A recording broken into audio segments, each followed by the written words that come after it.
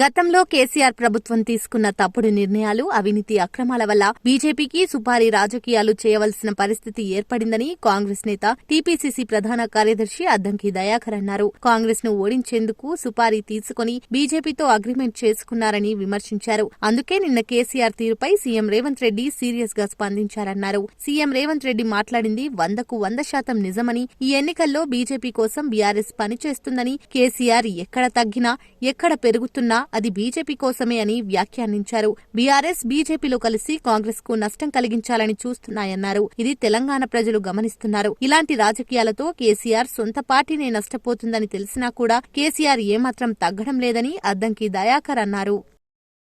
కేసీఆర్ గారు తన ప్రభుత్వం హయాంలో తీసుకున్న తప్పుడు నిర్ణయాల వల్ల, అవినీతి అక్రమాల వల్ల ఇలా బీజేపీకి సుపారీ రాజకీయాలు చేయాల్సిన పరిస్థితి వచ్చింది.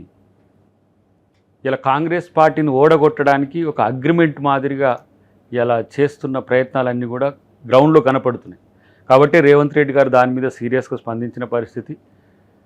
ఎక్కడ తగ్గుతున్నా బీజేపీ కోసమే, ఎక్కడ పెరుగుతున్నా అది బీజేపీ కోసమే.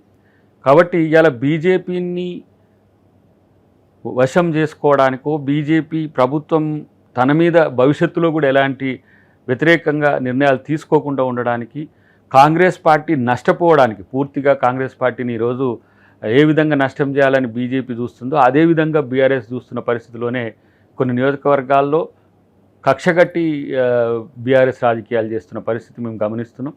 డెఫినెట్గా ఇది తెలంగాణ ప్రజలు గమనించాల్సిన అవసరం ఉంది.